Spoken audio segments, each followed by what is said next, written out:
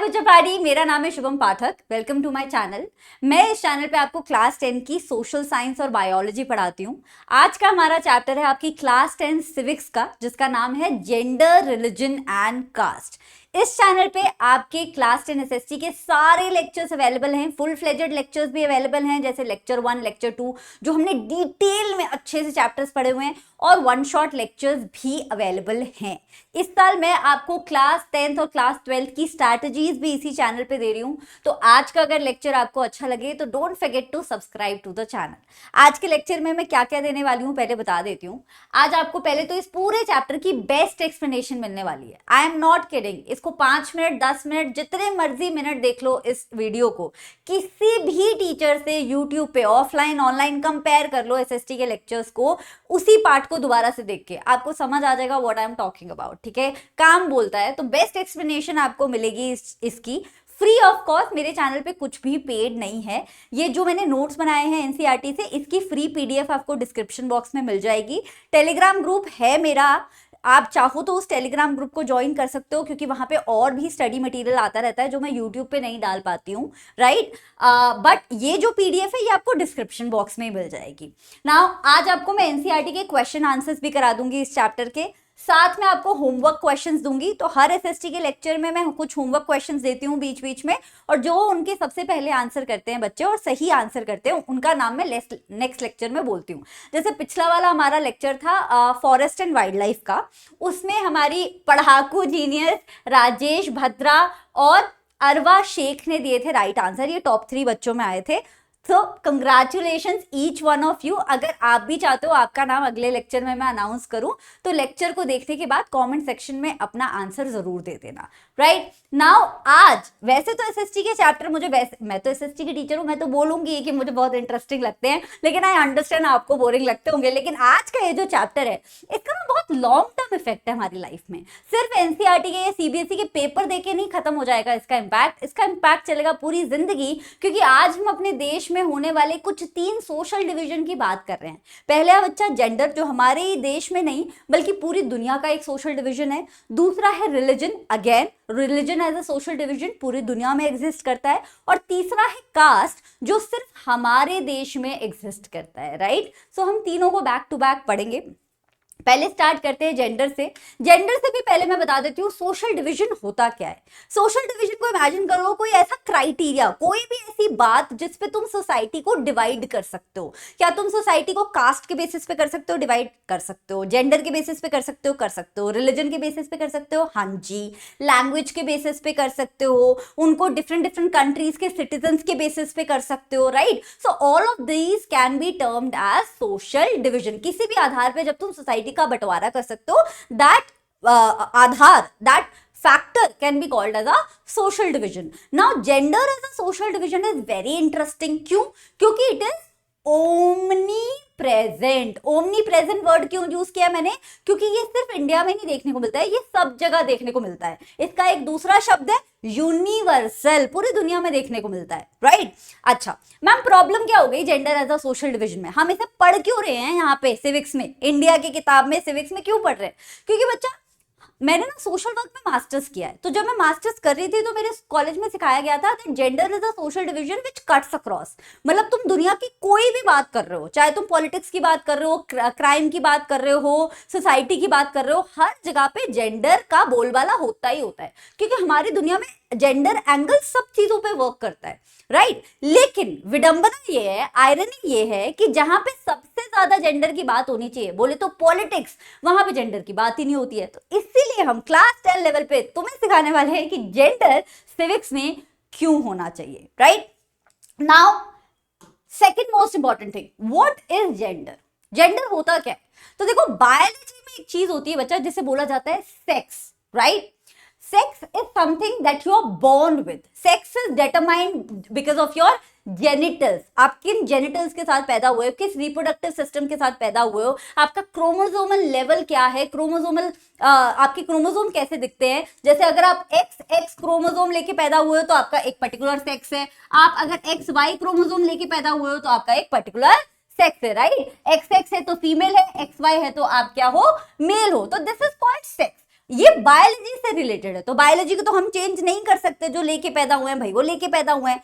लेकिन gender on the other hand is a social construct. Social construct मतलब हम अपने दिमाग से अपना जेंडर डिसाइड कर सकते हैं। जैसे आप डिसाइड करते हो कि आपको एप्पल खाना है आज की ऑरेंज खाना है, वैसे आप डेली बेसिस पे तो नहीं, बट आप अपना जेंडर डिसाइड कर सकते हो।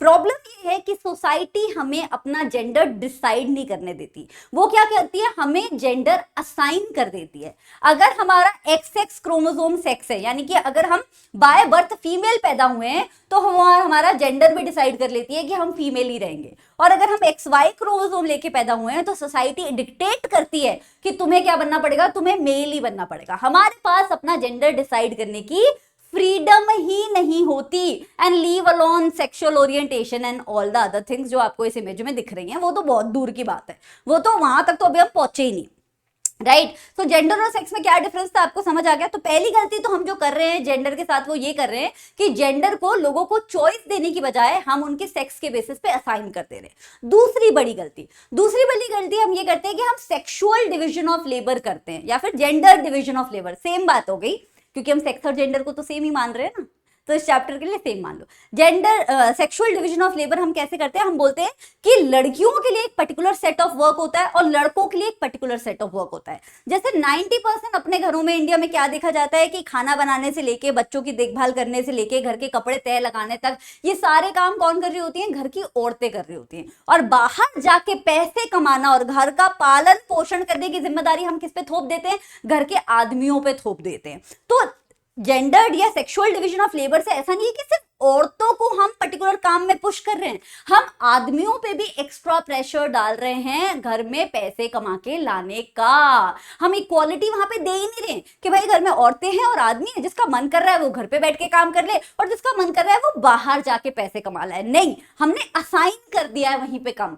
यही जो हम जेंडर के बेसिस पे या सेक्स के बेसिस पे हम जो काम असाइन कर देते हैं, रोल्स एंड रिस्पॉन्सिबिलिटी असाइन कर देते हैं एज अ सोसाइटी, उसी को बोला जाता है सेक्सुअल डिवीजन ऑफ लेबर। अब इसमें ऐसा नहीं है कि आदमी घर का काम कर नहीं सकते या औरतें बाहर का काम कर नहीं सकती, लेकिन आदमी घर का काम करना ही नहीं चाहते हैं। इनफैक्ट आपने कई घरों में देखा होगा कि औरतें भी बाहर जाके काम करती हैं। अगर वो बाहर का काम करके आती हैं तो भी घर आके उन्हें घर का काम करना ही पड़ता है। या फिर आपने बहुत सारे घर देखे होंगे जहां आदमी और औरत दोनों बाहर जाके काम कर रहे हैं, लेकिन घर पे आके एक तो औरत काम कर रही है, या चलो खुद काम नहीं कर रही है और घर पे मेड वगैरह लगी हुई है, तो मेड से काम करवाने की रिस्पॉन्सिबिलिटी भी किसकी हो जाती है भाई, औरतों की हो जाती है। तो या तो खुद करके दो घर का काम, या तो किसी और से करवा के दो, लेकिन आदमी जो है हाउस होल्ड चोर्स में हाथ डालते ही नहीं है, दिमाग भी नहीं डालते, राइट। और वो ये काम तभी करके देंगे जब उन्हें इसके पैसे मिल रहे होंगे। जैसे बहुत बड़ी बड़ी तुम्हें इंडस्ट्रीज मिलेंगी, बहुत बड़े बड़े होटल्स मिलेंगे जहां पे खाना बनाने का काम, शेफ का काम किसका होता है, आदमियों का होता है। बहुत बड़े बड़े डिजाइनर्स हैं जो टेलरिंग कटिंग करते हैं, वो क्या है, आदमी हैं। तो वो काम करेंगे जो घर में औरतें इतनी सदियों से करती आ रही है, लेकिन तब भी करेंगे जब उनके उससे पैसे मिलेंगे। ऑन द अदर हैंड घर का काम करने को औरतों को कोई पैसे नहीं मिलते हैं, कोई छुट्टी नहीं मिलती है, पैसे तो दूर की बात, और कभी कभी तो इन सम केसेस रिस्पेक्ट भी नहीं मिलती है। और औरतें हर एक एवरेज बेसिस पे देखोगे तो एक भारत की औरत भारत के आदमी से 1 घंटा ज्यादा काम करती है। चाहे आप गांव का सीन उठा के देख लो, वहां पे क्या होता है कि घर का तो जो काम करना ही है, साथ में बाहर से लकड़ियों लाने का काम, जो भी घर की रिस्पॉन्सिबिलिटी से रिलेटेड काम भी है ना, अब उसमें चाहे जितना मर्जी फिजिकल लेवल लग रहा हो, पेड़ काटने में, लकड़ियां काटने में बहुत मेहनत लगती है, 5-5 किलोमीटर दूर से पानी लाने में बहुत मेहनत लगती है, लेकिन गांव दराज में औरतें वो वाला काम भी कर रही हैं। और शहरों में आप देखते हो कि बाहर जाके अगर काम कर रही है तो फिर से घर में आके खाना बना रही है, डिनर बनाने की रिस्पॉन्सिबिलिटी उन्हें दे दी है। तो ये डबल डबल काम करना पड़ता है औरतों को, और इसी की वजह से औरतों पे प्रेशर काम का, और उनके दिमाग में मेंटल टैब्स बहुत ओपन रहते हैं, मतलब कि ये भी करना है, ये भी करना है, ये भी करना है, ये भी करना है। इसलिए आपने देखा होगा कि एक एज के बाद ना कई औरतें, सारी नहीं मैं बोल रही हूँ, कई औरतें जो थोड़ी चिड़चिड़ी सी हो जाती हैं, क्योंकि सोचो आप इतने सालों से अपना काम तो कर ही रहे हो और बाकी दुनिया का भी काम संभाले बैठे हो, तो ऑब्वियसली चिड़चिड़ापन थोड़ा सा आ जाता है। सो all of this because of कि मेंटल लोड भी औरतों पे बहुत ज्यादा है और फिजिकल काम भी उन्हें बहुत ज्यादा करना पड़ रहा है ना। ये ऑब्वियसली कोई नई बात नहीं है, ये बहुत सदियों से चला आ रहा है बच्चा। विमेन का रोल आज आप देखते हो पॉलिटिक्स में या फिर साइंस में तो फिर भी बढ़ गया है। आपको औरतें साइंटिस्ट भी देखने को मिलती है, रिसर्चर भी देखने को मिलती है, पॉलिटिशियंस भी देखने को मिलती है, प्राइम मिनिस्टर भी देखने को मिलती है। ऑब्वियसली पहले तो इतना तक नहीं होता था, लेकिन इसका मतलब ये नहीं है कि हमने जंग जीत ली है। इसका मतलब ये नहीं है कि मेन और वीमेन में सोसाइटी में इक्वालिटी आ गई है। Definitely we have come a long way. पहले से देखो तो हमने इंप्रूवमेंट की है, लेकिन अभी भी बहुत जगहों पे इंप्रूवमेंट का स्कोप है, राइट। सो धीरे धीरे ऑब्वियसली पहले स्थिति बहुत ज्यादा बुरी थी, धीरे धीरे करके हम इस स्टेज पे आए हैं और धीरे धीरे ऐसे ही बदलाव लाते लाते हो सकता है कि एक दिन ऐसा है जहां जेंडर के बेसिस पे कोई डिस्क्रिमिनेशन होना। तो ये बदलाव लाने की जो जिम्मेदारी थी ये ऑब्वियसली औरतों के कंधों पे आई, क्योंकि औरतों को ही डिस्क्रिमिनेशन झेलना पड़ रहा था। तो औरतों ने ही अपने कंधे पे लिया, अपनी रिस्पॉन्सिबिलिटी ली कि हम ही सोसाइटी में प्रोटेस्ट करके या पॉलिटिकल पार्टीज बना के हम जो है मांग रखेंगे, और तब तक रखेंगे जब तक हम जो मांग रहे हैं वो हमें मिल नहीं जाएगा। तो इसी को बोला जाता है बच्चा फेमिनिस्ट मूवमेंट। एक फेमिनिस्ट इंसान कौन होता है? नहीं, अनलाइक पॉपुलर ओपिनियन एक फेमिनिस्ट का मतलब मैन हेटिंग नहीं होता है। फेमिनिस्ट सिर्फ औरतें भी नहीं होती हैं। A feminist person is just another human being who believes in equality among all the genders and in equal opportunities for all the genders. Simple, किसी जेंडर से नफरत करने को फेमिनिज्म नहीं बोलते हैं। अगर आप औरतों से नफरत करते हो तो उसे फेमिनिज्म नहीं, मिसोजिनी बोलते हैं। अगर आप आदमियों से नफरत करते हो तो उसे फेमिनिज्म नहीं, मिसैंड्री बोलते हैं। फेमिनिस्ट आदमी, औरत या ट्रांसजेंडर बस वो ह्यूमन बीइंग होते हैं जो सारे जेंडर्स में इक्वालिटी चाहते हैं और इक्वल अपॉर्चुनिटीज चाहते हैं। कि भैया अगर घर के लड़के को स्कूल जाके पढ़ लिख के महान बनने की अगर हम आजादी दे रहे हैं तो घर की लड़की को भी वो अपॉर्चुनिटी प्रोवाइड करें। और दुनिया यहां तक आने में भी दुनिया ने सदियों लगा दी हैं, क्योंकि फेमिनिस्ट मूवमेंट चली है बच्चा दुनिया में। जब औरतों के पास कुछ भी नहीं था तब वो बेसिक चीजों की मांग करती थी। तो दुनिया में अगर आप देखोगे जो फर्स्ट वेव आई थी फेमिनिज्म की, जो पहली वेव आई थी, वेव का मतलब ये नहीं है कि कोई पर्टिकुलर इंसिडेंट हुआ और उससे जो है दुनिया की सारी औरतें प्रोटेस्ट पे आ गई कि हमें ये चाहिए नहीं, ऐसा नहीं है। धीरे धीरे करके, जैसे मी टू मूवमेंट है, कुछ सालों पहले मी टू मूवमेंट आया था, उसकी एक लहर उठी थी। एक केस से शुरू हुआ, फिर पूरी दुनिया में लोगों ने बाहर आके पब्लिक आई में आके बोला, जो भी उनके हरासमेंट के केसेस थे लोगों ने उन्हें बयां किया, राइट, जस्टिस के लिए। सिमिलरली फेमिनिज्म की वेव्स आई हैं, किसी एक कंट्री से शुरू होती थी बट फिर पूरी दुनिया में फैल जाती थी। तो फर्स्ट वेव जो आई थी फेमिनिज्म की वो आई थी 19th और अर्ली 20th सेंचुरी में। तब लोग बेसिक चीजों की मांग कर रहे थे, जैसे कि बेसिक पॉलिटिकल हक, basic political right to vote and everything else, right. फिर जब वो सब मिल गया तो सेकंड वेव ऑफ फेमिनिज्म में और इंपॉर्टेंट मुद्दों को उठाया गया, जैसे कि इक्वल पे हो गया। फिर थर्ड वेव ऑफ फेमिनिज्म जो अभी करंटली चल भी रही है सोशल मीडिया के थ्रू, वहां पे हम पर्सनल और प्रोफेशनल और पब्लिक तीनों तरीकों की लाइफ में हम क्या मांग रहे हैं? इक्वालिटी मांग रहे हैं। तो करंटली अभी थर्ड वेव ऑफ फेमिनिज्म चल रही है, जिसपे हम पेट्रियार्की के खिलाफ लड़ाई लड़ रहे हैं। दुनिया के सारे फेमिनिस्ट लोग, पेट्रियार्की का मतलब होता है पितृसत्ता, मतलब कि पावर जो है एक आदमी के हाथ से आदमी के हाथ में दी जाती है, और दुनिया ऐसी ही चल रही है। दुनिया हर जगह, मोस्टली 99% ऑफ द दुनिया में क्या है? पेट्रियार्की चल रही है, कि घर से लेके बाहर तक सारे इंपॉर्टेंट डिसीजंस और सारी पावर किसके हाथ में रहती है? आदमियों के हाथ में रहती है। कोई इक्वालिटी है नहीं, कोई डेमोक्रेसी है नहीं इन मेन एंड वेमेन। तो उसके खिलाफ अभी लड़ाई चल रही है। Hopefully third wave of feminism से जो है इक्वालिटी आ जाएगी, नहीं आएगी तो फोर्थ वेव ऑफ फेमिनिज्म आएगी, right. So this is what feminism means. It doesn't mean hating men, it means believing that there are equal opportunities. और इससे ऐसा नहीं है कि सिर्फ औरतों का भला है, इससे आदमियों का भी भला है। जैसे आप देखते हो हम छोटे छोटे बच्चों को सिखाते हैं घरों में कि तुम्हें रोना नहीं है, राइट, तुम लड़के रोते नहीं है। हम उन्हें छोटे बचपन से ही सिखाते हैं कि तुम अपने इमोशंस को सप्रेस करके रहो। उससे क्या होता है? उससे बाद में जाके वो डिप्रेस्ड अडल्ट्स में कन्वर्ट होते हैं। हम घर के बच्चों को छोटे बचपन से ही सिखाना शुरू कर देते हैं कि तुम्हें ना बड़ा होके पैसा कमाना है, पैसा कमाना है। लड़कियों को हम घर के काम सिखा रहे होते हैं, रोटी गोल बनाओ, रोटी गोल बनाओ। लड़कों को हम सिखा रहे हैं घर का पैसा कमाना ही कमाना है, कमाने लायक बनना है, लायक बनना है, right. This is just too much pressure on main. Why are we putting this pressure? Because we are a patriarchal society. So obviously सारी दुनिया में पेट्रियार्की एग्जिस्ट करती है, लेकिन कई कंट्रीज में देखोगे तो औरतें पब्लिक स्फेयर में ज्यादा दिखाई देती हैं, चाहे वो रिसर्च की दुनिया हो, साइंस की दुनिया हो, पॉलिटिक्स हो, क्राइम हो, व्हाटएवर हो। क्राइम में तो नहीं देखना चाहिए, दोनों ही नहीं होने चाहिए, but you get my point. तो कई कंट्रीज में ज्यादा फेमिनिज्म दिखाई देता है पब्लिक लाइफ में, कई कंट्रीज में कम दिखाई देता है। ऑलरेडी जो गरीब देश है वहां पे फेमिनिज्म हमें कम देखने को मिलता है। डेवलपिंग नेशंस इंडिया जैसे, वहां पे भी फेमिनिज्म हमें कम देखने को मिलता है पब्लिक लाइफ में। लेकिन जो स्कैंडिनेवियन कंट्रीज हैं, जैसे कि नॉर्वे हो गया, फिनलैंड हो गया, स्वीडन हो गया, ऑब्वियसली वेरी डेवलप्ड। अभी क्या है कि पुअर कंट्रीज में तो क्या चल रहा है, हंगर, अनएम्प्लॉयमेंट से ऊपर कुछ हो सकता है क्या? फेमिनिज्म की बात तो हम बाद में करेंगे, पहले हंगर को तो सॉल्व कर ले, पहले भूखे मरने की स्थिति जो आ रही है उसे तो सॉल्व कर लेना भाई, राइट? बाद में आएंगे। अब ये कंट्रीज क्या है कि अल्ट्रा डेवलप्ड है, इनका वो हंगर, अनएम्प्लॉयमेंट, पैसे की कमी, वो सब सॉल्व हो गया है। तो अब ये लोग और इंपॉर्टेंट मुद्दों पे जा रहे हैं, वरना सबसे पहले तो बेसिक सर्वाइवल की फाइट लगी रहती है। तो डेवलपिंग नेशंस और पुअर नेशन बेसिक सर्वाइवल की फाइट में अभी बिजी हैं। So before we go ahead and talk about the problems that women face in the India and otherwise, उससे पहले मैं 3 डेफिनेशन आपको बता देती हूँ प्रॉपर। पेट्रियार्की, पावर्ड से याद रखना कि we are talking about men in the world. अगर यहां होता मेट्रियार्की तो हम औरतों के बारे में बात कर रहे थे, papa is man, right? So patriarchy, mama is woman, तो पेट्रियार्की। तो पेट्रियार्की का मतलब होता है जिसमें ऐसा कॉन्सेप्ट, ऐसा सिस्टम जो हमारी सोसाइटी में चल भी रहा है, जहां औरतों के हाथ में पावर नहीं होती, आदमियों के हाथ में पावर होती है। सेक्सुअल डिवीजन ऑफ लेबर एक ऐसा सोशल डिवीजन है या एक ऐसा सिस्टम है जो सोसाइटी में चलता है, जहां पे एक पर्टिकुलर सेक्स को एक पर्टिकुलर तरीके की रोल, रिस्पॉन्सिबिलिटी और काम सौंपा जाता है। फेमिनिज्म इज नथिंग, फेमिनिस्ट आना चाहिए यहाँ पे। Feminism is a theory that believes in equal opportunities for all the gender. Feminist is a person who believes in equal rights and opportunities for all the gender. ठीक है? तो feminist is a person, feminism is a theory. Now let's talk about problems that women are facing. सबसे पहले education से बात करते हैं। तो लिटरेसी रेट ही देख लो, आपको ना ऐसे बड़ी बड़ी बातें करने की भी जरूरत नहीं है, आप बस डेटा उठा के देखो। इंडिया का सेंसस तो होता ही है ना इंडिया में, आप डेटा उठा के देखो, सब कुछ सामने आ जाएगा। हमारे देश का लिटरेसी रेट अगर देख लोगे तो लड़कों का है 76%, मतलब कि हर 100 में से एटलीस्ट 76 लड़के जो है पढ़े लिखे हैं।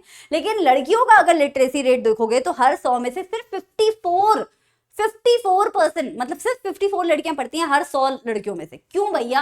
क्योंकि हम लड़कियों को स्कूल भेज ही नहीं रहे हैं। जिसमें कि पता है स्कूल का रिजल्ट, अगर इंडिया के सारे स्कूल्स के रिजल्ट्स का डेटा देखोगे तो तुम्हें पता चलेगा that girls are better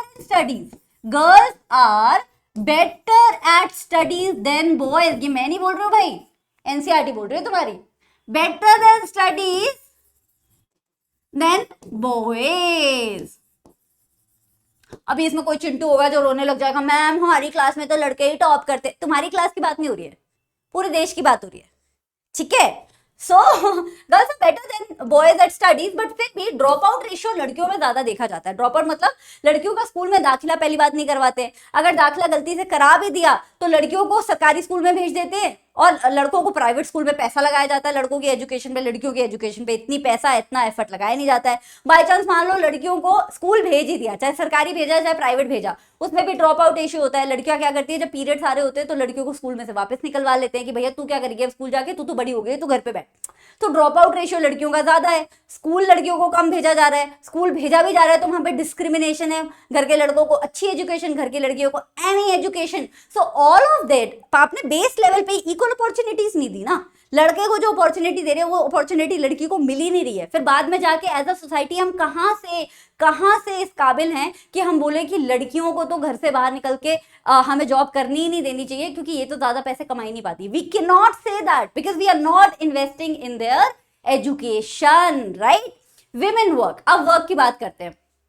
women, पहली बात तो हमने क्लास 9th में ही पढ़ लिया था कि देश की जो ज्यादातर औरतें हैं वो अनऑर्गेनाइज सेक्टर में काम करती हैं, मतलब कि उन्हें छोटे मोटे काम मिलते हैं। छोटे मोटे काम में पेमेंट भी बहुत कम होती है और उन्हें नौकरी से कभी भी निकाला जा सकता है। मान लो कुछ बहुत मेहनत करके औरतें पहुंच गई, कॉर्पोरेट में चली गई, एडटेक में चली गई, यहाँ चली गई, वहां चलेंगी। और मैं तुम्हें एक बात बता रही हूँ, तुम किसी भी मेल टीचर से पूछोगे एडटेक में, क्योंकि मैंने देखो पूरी जिंदगी सिर्फ एडटेक में काम किया है, तो मैं सिर्फ तुम्हें एडटेक यानी कि एजुकेशन टेक्नोलॉजी की बात बता सकती हूँ। ये जो तुम्हें आसपास ऑनलाइन लर्निंग दिखती है उसकी बात बता रही हूँ, ठीक है। बाकी जगहों का मैं नहीं बोल सकती, मैंने काम नहीं किया है। लेकिन एडटेक इंडस्ट्री में भी अगर मैं कोई सब्जेक्ट पढ़ा रही हूँ और मैं ब्रिलियंटली पढ़ा रही हूँ और कोई सब्जेक्ट पढ़ा रहा है और वो भी अच्छा पढ़ा रहे हैं, तो मेरी सैलरी और उनकी सैलरी में जमीन आसमान का फर्क होगा। इस बात पे मैंने बहुत सारी कंपनियों में काम करना छोड़ा है और इसीलिए मैं अपना यूट्यूब चैनल पे, कुछ भी नहीं मिलता यूट्यूब से, बिल्कुल मतलब कुछ भी नहीं, रेंट भी नहीं निकलेगा मेरे घर का, इतना थोड़ा पैसा होता है। कभी कभी रेंट के लिए भी पैसे मांगने पड़ते हैं माँ बाप से, लेकिन तब भी मैं फ्री ऑफ कॉस्ट यूट्यूब पे इसलिए पढ़ाती हूँ क्योंकि मुझे वो डिस्क्रिमिनेशन नहीं चाहिए जेंडर के बेसिस पे। वो मेरे को ज्यादा हर्ट करेगा, ये मेरे को कम हर्ट करेगा। तो मैं तुम्हें सच्चाई बता रही हूँ कि हर इंडस्ट्री में ये होता है, चाहे तुम बॉलीवुड उठा लो, चाहे तुम एडटेक उठा लो, हर इंडस्ट्री में देखा गया है कि अगर औरतें काम कर रही हैं, सेम ही काम के उन्हें कम पैसे दिए जाते हैं और सेम ही काम के लड़कों को ज्यादा पैसे दिए जाते हैं। फिर भी इतना काम हो जाता है कि एक एवरेज इंडियन औरत एक एवरेज इंडियन आदमी से ज्यादा काम करती है भाई, राइट। अब चलो फीमेल फीटिसाइड की बात करते हैं। हमारे देश में सेक्स डिटर्मिनेशन इलीगल है। तुम्हें पता बाकी के जो डेवलप नेशंस हैं वहां पे जब आप प्रेग्नेंट होते हो तो जब अल्ट्रासाउंड होता है तो आपको बता दिया जाता है कि आपकी बेबी का सेक्स क्या है। लेकिन हमारे देश में बेबी का सेक्स बताना इलीगल है, पूछे जाने पे भी बेबी का सेक्स बताना इलीगल है। इसे बोला जाता है sex determination before the child का बर्थ। क्यों इलीगल है? क्योंकि हमने देखा है अपनी सोसाइटी में कि अगर वो बता दो बेबी का सेक्स तो पेरेंट्स क्या करते हैं, सिलेक्टिव अबॉर्शन कराते हैं। लड़का होता है तो उसे जीने देते हैं, बच्चा पैदा होता है फिर, और अगर लड़की होती है तो उसे वूम में ही मार दिया जाता है, जिसे बोला जाता है फीमेल फीटिसाइड। फीमेल फीटस को जब मारा जाता है तो उसे बोला जाता है फीमेल फीटिसाइड। डेफिनेटली इलीगल है, लेकिन आज भी बड़े से लेके छोटे शहरों में, इवन गांव में कुछ डॉक्टर्स होते हैं, डॉक्टर्स बोलूंगी, कुछ ऐसे हेल्थ प्रैक्टिशनर्स होते हैं जिन्हें थोड़ी बहुत नॉलेज आती हो कि कंपाउंडर की तरह काम किया होगा उन्होंने, पैसे की लालच में आके सेक्स डिटर्मिनेशन कर देते हैं और फिर उससे जो है बच्चे की जान पे भी खतरा आता है और उसकी मदर की जान पे भी खतरा आता है। अभी भी चल रहा है ये सोसाइटी में। और इसका क्या रिजल्ट देखने को मिलता है, लो सेक्स रेशियो। कि भैया देखो 50% हमें बायोलॉजी क्या सिखाती है कि जब बच्चा पैदा हो रहा था 50% चांसेस होते हैं कि वो मेल बच्चा होगा या 50% चांसेस होते हैं वो फीमेल बच्चा होगा, है ना, ये बताती है बायोलॉजी। लेकिन अगर ऐसा है, सच बायोलॉजी तो झूठ नहीं बोलेगी, तो फिर हमारे देश में सेक्स रेशियो इतना कम क्यों है? लड़कों की तादाद लड़कियों से ज्यादा क्यों है? क्योंकि हम लोग आज भी फीमेल फीटिसाइड कर रहे हैं। कुछ एरियाज है जहां पे 951 से ऊपर है, मतलब हर 1000 बच्चों में से 951, मतलब अगर 1000 लड़के हैं तो हर 1000 लड़कों पे 951 लड़कियां हैं। लेकिन कई तो ऐसी जगहें हैं जहां पे बिलो 875 भी है, मतलब 1000 लड़कों के अगेंस्ट हमारे पास सिर्फ 875 लड़कियां हैं। बाकी की लड़कियां क्या गई ना, ये तो हजार होना चाहिए था ना, इक्वल रेशियो होना चाहिए था, लेकिन वो नहीं है। Why? Because we are still practising female foeticide. तो इसीलिए जेंडर एज अ डिवीजन को पॉलिटिक्स में उठाना बहुत ज्यादा जरूरी है। और हमारा देश दुनिया का सबसे बड़ा लोकतंत्र है, सबसे बड़ी डेमोक्रेसी है, वहां पे भी जेंडर पॉलिटिक्स में अच्छे से रिप्रेजेंट नहीं होता है। आपको पता है जो 2019 की लोकसभा बनी है ना, this is the first Lok Sabha जहां पे हमारे पास 78 विमेन मेंबर ऑफ पार्लियामेंट्स आए हैं। और ये कितना रेशियो है, टोटल सीट्स कितनी होती है, 543, राइट। 78 हमारे पास उसमें से औरतें हैं, तो दिस इज जस्ट 14.3%। 50% होना चाहिए ना, 50% लड़के 50% लड़कियां, राइट, होना तो यही चाहिए कायदे से। लेकिन 14% पे आई हैं विमेन एमएलएज या सॉरी विमेन एमपीज। क्यों? और अगर स्टेट असेंबलीज का उठाओगे, विधानसभा का उठाओगे, तो वहां पे तो कहानी और ही गड़बड़ है। वहां पे तो 5% से कम चलता है औरतों का रेशियो। क्यों भैया? हम औरतों को पॉलिटिक्स में आने ही नहीं दे रहे। जब औरतें पॉलिटिक्स में ही नहीं आएंगी तो औरतों के मुद्दों पे बात क्या होगी? औरतों के खिलाफ लॉज, औरतों के खिलाफ नहीं, औरतों के लिए अच्छे लॉज कैसे बनेंगे, उन लॉज का पालन कैसे होगा? The first thing to do is औरतों की पॉलिटिक्स में इक्वल एंट्री कराना। हमारा जो औरतों का और आदमियों का पॉलिटिक्स में जो रेशियो है वो बहुत ही गरीब अफ्रीकन कंट्रीज या लैटिन अमेरिकन कंट्रीज से भी कंपेयर करोगे ना, उनसे भी बुरा हाल है। So our society has evolved in a way कि हम देश की अच्छी डेमोक्रेसी जरूर है, हम दुनिया में बहुत ज्यादा जीडीपी जरूर लाते हैं, लेकिन हम औरतों को वो इज्जत नहीं दे रहे हैं, वो इक्वालिटी नहीं दे रहे हैं जो वो डिजर्व करती हैं, राइट। विमेन रिजर्वेशन बिल इतने सालों से 15-20 साल से लटका हुआ था पार्लियामेंट में, पास ही नहीं हो रहा था। ये कार्टून यही दर्शाता है कि औरतें एंट्री मांग रही है पार्लियामेंट में, लेकिन आदमी जो है रास्ता रोक के खड़े हुए हैं। हम अपने पंचायती राज में, रूरल गवर्नमेंट में, रूरल लोकल गवर्नमेंट में, अर्बन लोकल गवर्नमेंट में भी देते हैं। हम लोकल लेवल की गवर्नमेंट में क्या है, 1/3 सीट्स जो है रिजर्व करके रखते हैं औरतों के लिए, लेकिन स्टेट गवर्नमेंट में और सेंट्रल गवर्नमेंट में वो रिजर्वेशन नहीं था। उस रिजर्वेशन की मांग 15-20 सालों से चल रही थी, सरकारें आई, सरकारें गई, उन्होंने कुछ नहीं किया। फाइनली जाके वो पास हुआ है, लेकिन अभी भी लागू नहीं हुआ है बच्चा, सिर्फ पास हुआ है। सिर्फ पास हुआ है। हम खुशी तब मनाएंगे जब लागू हो जाएगा, राइट। सो ये तो हो गया gender as a social division. क्या क्या समझा हमने? पहले समझा कि जेंडर और सेक्स में डिफरेंस क्या होता है, देन वी लर्नड अबाउट कि सेक्सुअल डिवीजन ऑफ लेबर का क्या मतलब होता है, औरतों की प्रॉब्लम्स को डिस्कस किया, and we also learned couple of definition जैसे कि patriarchy, matriarchy, feminism, all of that. Second division is religion. ऐसा जरूर है कि रिलीजन पूरी दुनिया में एग्जिस्ट करता है, लेकिन रिलीजन के बेसिस पे मारा मारी, रिलीजन के बेसिस पे नफरत, कॉन्फ्लिक्ट, ये सब पूरी दुनिया में एग्जिस्ट नहीं करता है। कुछ कंट्रीज है जहाँ पे मल्टीपल तरीके के रिलीजन एग्जिस्ट करते हैं, तो वहां पे घर में 4 बर्तन होंगे तो खटकेंगे ही, लेकिन कुछ कंट्रीज हैं जहाँ पे सब लोग एक ही रिलीजन को फॉलो करते हैं, तो वहां पे रिलीजन के नाम पे सोशल डिविजन क्रिएट नहीं हुआ है। हमारी कंट्री की बात करें तो we have a lot of different religion, आपको पता ही है ना, जैनिज्म, बुद्धिज्म, इस्लाम, हिंदुइज्म, बहुत अलग अलग रिलीजन है हमारे देश में। उन सबका कल्चर अलग है, उन सबके रहने सहने का तो मैं नहीं बोलूंगी, पूरे भारत का एक ही तरीके का है और वो रीजन वाइज डिसाइड होता है, लेकिन उनका सबका कल्चर बहुत ही अलग है। और उस कल्चर के बेसिस पे कई लोग क्या करते हैं, उसी कल्चर के डिफरेंसेस को, जो कि बहुत खूबसूरत बात है कि अलग अलग लोगों का रिलीजन है और अलग अलग कल्चर है, तो उसका फायदा उठाना चाहिए। बल्कि हमारा देश इतना मल्टी कल्चरल है, लेकिन उसी को यूज करके लोग नफरत फैलाने की कोशिश करते हैं। अब गांधी जी इस बात को समझते थे कि रिलीजन है तो पॉलिटिक्स में एक्सप्रेस होगा, इसीलिए गांधी जी ने बात बोली थी that religion can never be separated from politics. भैया जब एक रिलीजन को इंसान की लाइफ से ही आप अलग नहीं कर पा रहे हो, कई लोग हैं हमारे इंडिया में जो डीपली रिलीजियस है, डेली बेसिस पे वो गॉड को वर्शिप करते हैं, तो जब आप उनकी लाइफ से रिलीजन को सेपरेट नहीं कर पा रहे हो, तो ऑब्वियसली पॉलिटिक्स से भी आप सेपरेट नहीं कर सकते, क्योंकि पॉलिटिशियंस कौन होते हैं? अपेरेंटली ह्यूमन बींग्स ही तो होते हैं। तो ह्यूमन बींग्स रिलीजियस हैं तो पॉलिटिक्स में भी रिलीजन आएगा ही आएगा। लेकिन what he meant by religion was not any particular religion like Hinduism और Islam, but moral values that inform all religion. लेकिन उनका मतलब ये नहीं था कि रिलीजन और पॉलिटिक्स की हम खिचड़ी बनाएं। उनका मतलब ये नहीं था कि रिलीजन को पॉलिटिक्स में इस्तेमाल किया जाए। उनका मतलब ये था कि हर धर्म में कुछ अच्छी बातें बताई जाती हैं, उन अच्छी बातों को अगर हम पॉलिटिक्स में मॉरल्स की तरह यूज करेंगे तो हमारी पॉलिटिक्स और निखर के आएगी, right. This is what he meant. लेकिन इस बात को भी लोग एक्सप्लॉइट कर लेते हैं। बट एनीवे, हमारे देश में एक और चीज देखी गई है कि जब भी कोई दंगा होता है, रिलीजन के नाम पे कोई दंगा होता है, तो उसे बोला जाता है कॉम्युनल राइट। क्या बोला जाता है? Communal right. तो जब भी कोई कॉम्युनल राइट होता है, जैसे कि इंडिया पाकिस्तान का बंटवारा, तो ये डेटा बता रहा है, कि ज्यादातर विक्टिम्स जो होते हैं वो माइनॉरिटी रिलीजन को बिलोंग करते हैं। तो यानी कि हमारे देश में बहुत सारे रिलीजन है, कुछ रिलीजन है जो ज्यादा संख्या में है, उन्हें बोल दोगे मेजॉरिटी रिलीजन। कुछ रिलीजन है जिसके लोग कम संख्या में, उसे बोल दोगे माइनॉरिटी रिलीजन। लेकिन जब भी दंगे हो रहे हैं तो ज्यादातर विक्टिम किसके आ रहे हैं? माइनॉरिटी रिलीजन के आ रहे हैं, ये डेटा कह रहा है, right. At the same time, तीसरा वेरी पिक्यूलियर पॉइंट, हमने ये देखा है कि हमारे देश में फैमिली लॉज होते हैं। फैमिली लॉज कौन से होते हैं? हमारे लॉ में एक अलग से सब सेक्शन है जिसमें हम फैमिली से रिलेटेड सारे मैटर को डालते हैं। जैसे फैमिली से रिलेटेड क्या मैटर होगा? मैरिज कैसे होगी, मैरिज को अगर अनल करना है, डिवोर्स लेना है तो किस तरीके से होगा, बच्चे अडॉप्शन के क्या लॉज होने चाहिए, सक्सेशन के क्या लॉज होने चाहिए। तो ये सब एक घरेलू मैटर है, तो उस घरेलू मैटर के लॉज को फैमिली लॉज बोला जाता है। और ये जो फैमिली लॉज है, घरेलू मैटर का मतलब ये नहीं डोमेस्टिक वायलेंस अलग आता है।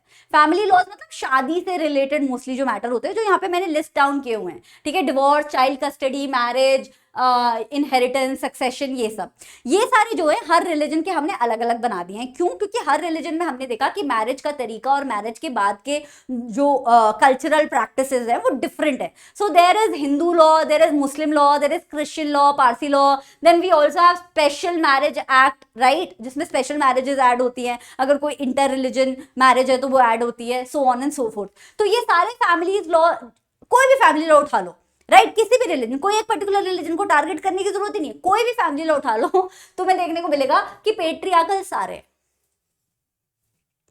आपस में लड़ाई बाद में करेंगे, ये जो सारे के सारे फैमिली लॉज हैं वो डिस्क्रिमिनेटरी हैं between men and women, main को फेवर करते हैं, विमेन को फेवर कम करते हैं, ठीक है। अगेन डेटा बोल रहा है, डेटा बोल रहा है ये। चलो, सो ये हमारे देश में रिलीजन के 3 पेक्यूलियर पॉइंट्स है। Now let's talk about what is communalism. 2 words होते हैं बच्चा, एक होता है कॉम्युनिज्म और एक होता है कॉम्युनलिज्म। कॉम्युनिज्म और कॉम्युनलिज्म को थोड़ा सा कंफ्यूज मत करो। Communism is a theory, talks about equality, talks about equality in the society, जो तुमने क्लास 9 सोशलिज्म चैप्टर में पढ़ी थी। Communalism on the other hand is a bad thinking, bad way of thinking, right.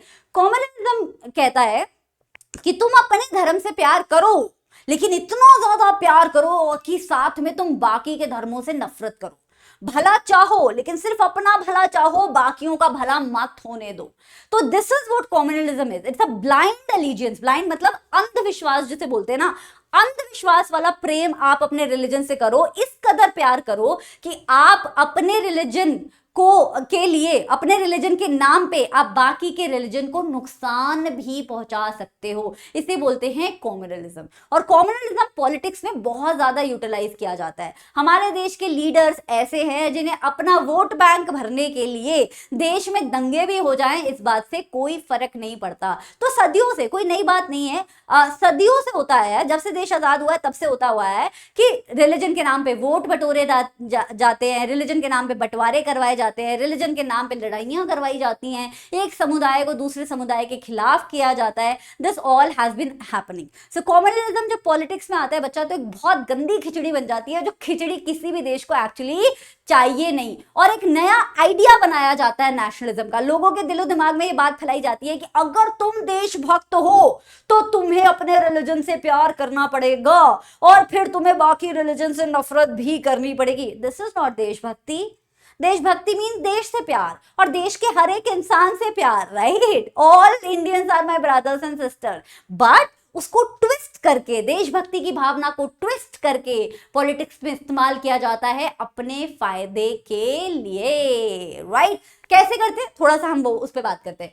Religion is seen as the basis of the nation. तो communal politics होती है जहां पे सोसाइटी के आधार, सोसाइटी के बहुत सारे आधार हो सकते हैं, जेंडर हो सकता है, कास्ट हो सकती है, रिलीजन हो सकता है, इक्वालिटी हो सकती है, कोई भी आधार हो सकता है, लेकिन रिलीजन को ही वहां पे सोसाइटी का आधार माना जाता है। एक रिलीजन के लोगों को दूसरे रिलीजन के लोगों के खिलाफ खड़ा किया जाता है। ऐसा विश्वास जगाया जाता है, लोगों के दिमाग में भरा जाता है कि एक रिलीजन दूसरे रिलीजन से अच्छा है। ऑब्वियसली अगर किसी से बोलोगे कि एक रिलीजन दूसरे रिलीजन से अच्छा है, ये तो हमेशा है, ये तो सत्य है, तू बता वो रिलीजन कौन सा है जो बेहतर है, तो कोई भी बोलेगा यार मेरा वाला रिलीजन बेस्ट है ना। Every religious person will say कि नहीं मेरा वाला बेस्ट है, राइट। प्रॉब्लम ये है कि उनके दिमाग में भरा जाता है कि अगर तुम्हारा वाला रिलीजन अच्छा है तो दूसरे का रिलीजन क्या है, गंदा है, खराब है। When the demands of one religious groups are formed in opposition to another, बोला जाता है कि अगर भाई तेरे धर्म के लोग ये चाहते हैं ना तो दूसरे धर्म के लोग ये बिल्कुल होना नहीं देना चाहते। मतलब नफरत भरी जाती है कि अगर तू ये डिमांड रखेगा ना तो ये डिमांड ना तेरी इसलिए पूरी नहीं हो रही है क्योंकि दूसरे धर्म वाले होने नहीं दे रहे हैं, राइट। अगेन आप क्या कर रहे हो, एक धर्म के लोगों को दूसरे धर्म के लोगों के साथ लड़ाई करवाने की कोशिश कर रहे हो, फूट डालो राज करो की नीति अपना रहे हो, right. When state power is used to establish domination of one religious group, और एक्सट्रीम फॉर्म में क्या हो जाता है, आप बोलते हो कि यार कितना अच्छा लगेगा अगर तेरा रिलीजन ही तेरे देश में राज करेगा। तो आप इस कदर लोगों में नफरत फैला देते हो कि लोगों को बोलते हो कि यार सोसाइटी में भी तेरे रिलीजन की चलनी चाहिए, पॉलिटिक्स में भी तेरे रिलीजन की चलनी चाहिए, क्योंकि देख तेरा ही रिलीजन तो बेस्ट है। ये थिंकिंग गलत है। वी कैन ऑल बी, मतलब अर्थ हमारी इतनी बड़ी है और अर्थ के पास अभी भी इतने रिसोर्सेज हैं दैट वी कैन सिंपली को एग्जिस्ट। बाकी अर्थ पे ऐसी कोई स्पीसीज नहीं है जो आपस में इस तरीके की नफरत फैला रही हो कि देख भाई अगर वो तेरे एरिया में रहेगा ना तो तेरा रहना बेकार हो जाएगा। कोई और स्पीसीज नहीं करती है, only human beings are there जो अपनी ही स्पीसीज के अंदर क्या करते हैं, बंटवारे करने की कोशिश करते हैं। One of that is communalism. और कॉम्युनलिज्म ऐसा मतलब ऐसा ब्रेन वॉश किया जाता है लोगों को। रैलियों में देखो, आप व्हाट्सएप मैसेजेस पे देखो, अलग अलग तरीके से टेक्स्ट मैसेजेस पे देखो, आसपास आप किसी के घर गए हो चाय पीने, वहां पे बातें होती हैं। इस तरीके से लोगों को ब्रेन वॉश किया जाता है कि बोला जाता है कि अगर आप एक रिलीजन के हो, मतलब आपका और मेरा रिलीजन मान लो सेम है, तो ऐसा माना जाएगा कि आप एक ही कम्युनिटी को बिलोंग करते हो। पता है, मैं इस चैनल पे जब भी कोई कम्युनिटी पोस्ट डालती हूँ जिसमें मैं किसी और धर्म, अपने धर्म के अलावा किसी और धर्म के फेस्टिवल के लिए लोगों को विशेष प्रोवाइड करती हूँ कि भैया आपका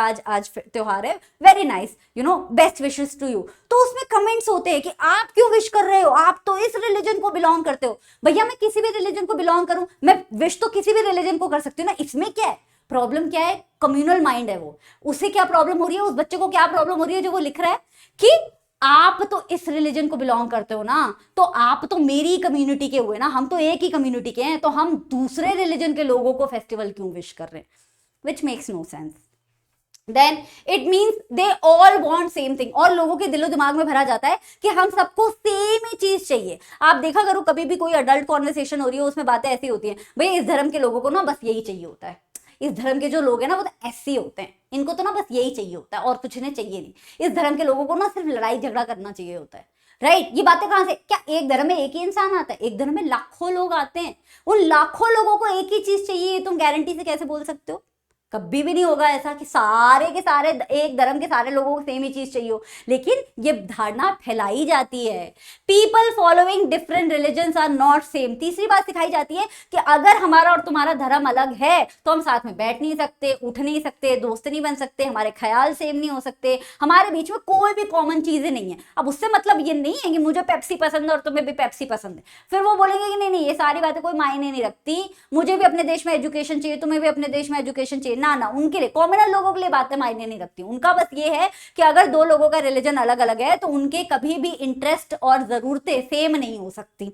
देन दे के नॉट लिव टुगेदर, को एग्जिस्ट नहीं कर सकते। और ज्यादा नफरत भरनी हो तो क्या बोल दो कि भैया पर्टिकुलर रिलीजन के साथ रह ही नहीं सकता, इनको तो देश से निकाल देना चाहिए, इनको तो अलग से देश बना देना चाहिए, इन्हें तो पाकिस्तान भेज देना चाहिए, इन्हें तो यहाँ भेज देना चाहिए। ये बातें कहां से आती हैं, क्योंकि नफरत इतनी फैला दी गई है कि हम बोल रहे हैं कि धर्म साथ में, अलग अलग धर्म साथ में कोएग्जिस्ट ही नहीं कर सकते। Then one religion has to dominate. Extreme cases पे हम बोलने लग जाते हैं कि भैया ये पर्टिकुलर धर्म ही देश में रहना चाहिए, बाकी रिलीजन को बाहर निकालो यहाँ से, हमारा देश सिर्फ हमारा होना चाहिए। हमारा देश हमारा है लेकिन उनका भी है, हमारा देश सबका है, देश का जो भी इंडियन सिटीजन है उसका है, उसका धर्म से कोई लेना देना नहीं है। But communal mind works like this, that one religion should dominate, all the others should get out of the nation, which is very wrong, which will only lead to conflict, right? इसको थोड़ा सा और explain करने के लिए मैंने यहाँ पे बनाया है एक बहुत सुंदर सा डायग्राम। देखो यहाँ पे 3 रिलीजन है हमारे पास, रिलीजन ए, रिलीजन बी, रिलीजन सी। अब हरे वाले जितने लोग हैं, अब इसमें सारे लोग हैं, ठीक है, मेरी ड्राइंग पे मत जाओ, ये सारे लोग हैं। हरे वाले जो लोग हैं वो देश में एजुकेशन को सबसे पहले देखना चाहते हैं, वो चाहते हैं कि देश की डेवलपमेंट तभी होगी जब एजुकेशन होगी। लाल वाले जो लोग हैं वो कह रहे हैं कि नहीं हमारा रिलीजन डोमिनेट करना चाहिए, वो कॉम्युनल लोग हैं। ब्लू वाले जो लोग हैं वो कह रहे हैं कि नहीं देश में सबसे पहले एम्प्लॉयमेंट आनी चाहिए। अब ये देखो, अब सबसे बड़ा अगर रिलीजन देखोगे तो ये मेजॉरिटी रिलीजन है, इसमें लोग सबसे ज्यादा है, ये माइनॉरिटी है, इसमें भी ठीक ठाक लोग हैं, राइट। लेकिन आप देख रहे हो कि सबसे ज्यादा नफरत फैलाने वाले लोग, कॉम्युनल लोग कहां पे, रिलीजन नंबर बी में।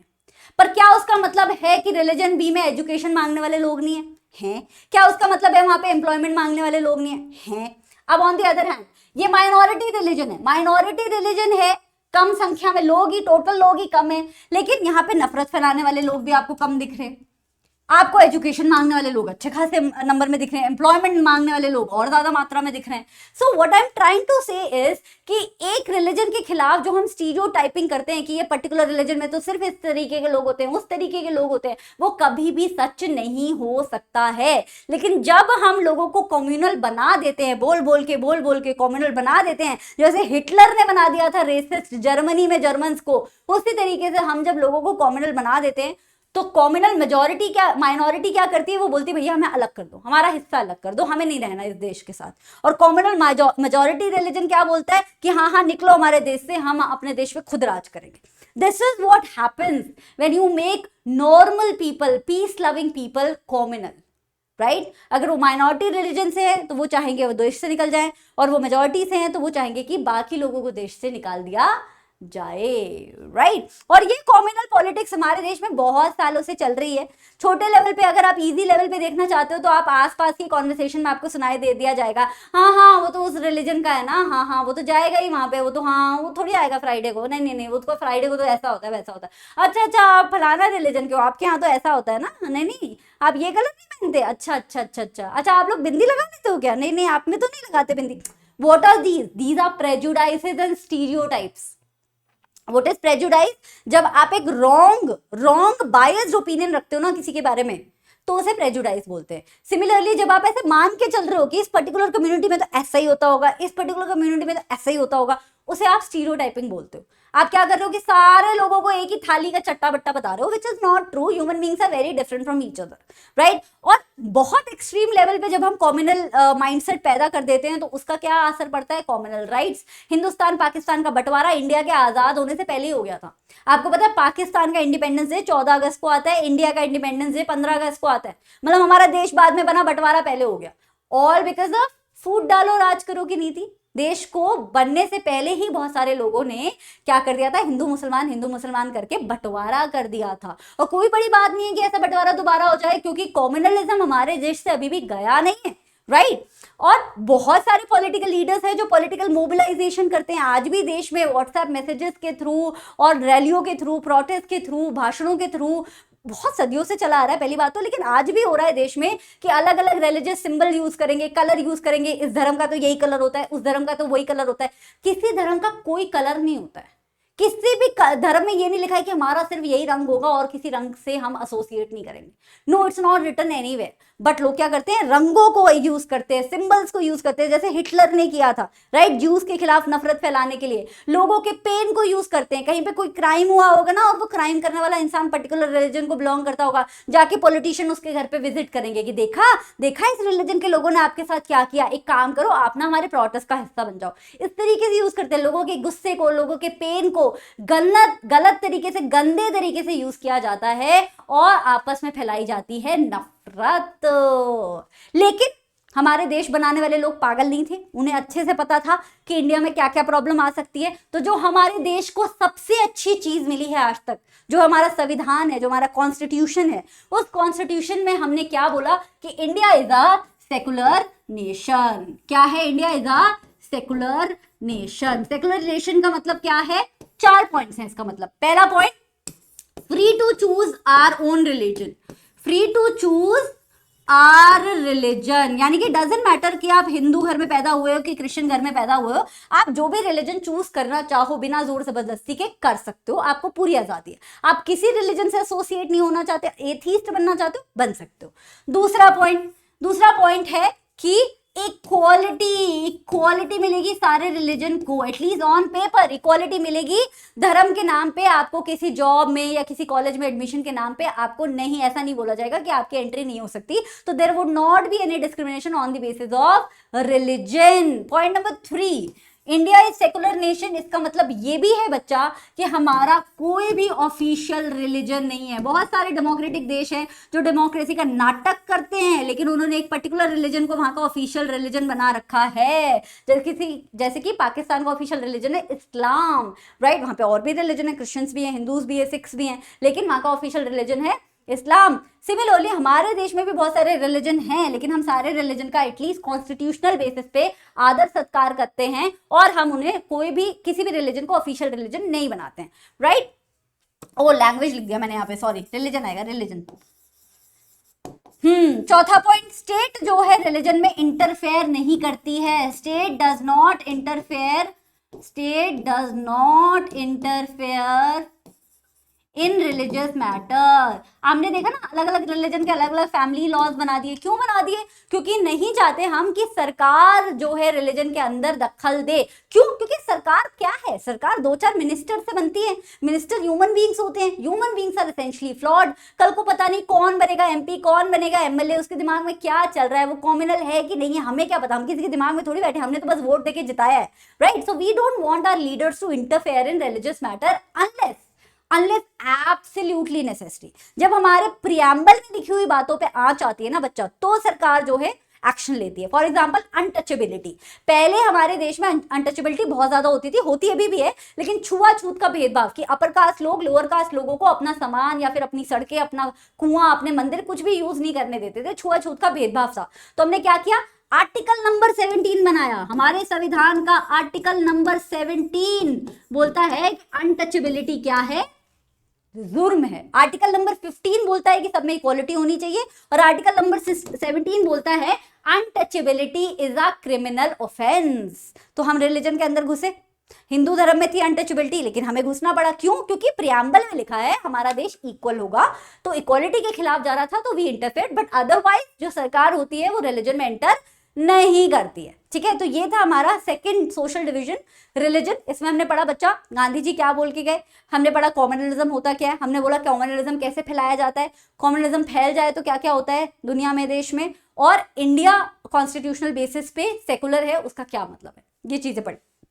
थर्ड सोशल डिवीजन इज जो हमारे देश का अपना पर्सनल रायता है, which is known as caste. पूरी दुनिया में नहीं देखा जाता है, बस हमारे देश में हमने ये एक अलग से रायता फैलाया हुआ है कास्ट नाम का, जो पहले जो है थोड़ा शायद कभी किसी जमाने में सेंस बनाता हो, लेकिन 400 मतलब जितने सालों से सिविलाइजेशन चल रही है वो सेंस नहीं बना रहा है, पर पता नहीं अभी भी हम चलाए ही जा रहे हैं। और कास्ट सिस्टम तो सेंस बनाता होगा किसी जमाने में, लेकिन कास्ट सिस्टम के बेस का डिस्क्रिमिनेशन कभी भी सेंस नहीं बनाता था। तो कोई अगर तुमसे पूछो कि कास्ट सिस्टम में बुराई ही क्या है, तो उसे बोलना कास्ट सिस्टम में पहली बुराई है कि वो एक्सक्लूसिव है। हम क्या बोलते हैं कि एक कास्ट में आपकी एंट्री नहीं होगी, अगर आप उस कास्ट में पैदा नहीं हुए हो तो आपकी उस कास्ट में एंट्री ही नहीं हो सकती, no matter you want it or not, right. तो एक्सक्लूसिव है, आपको अलग रखा जाता है बाकी कास्ट से।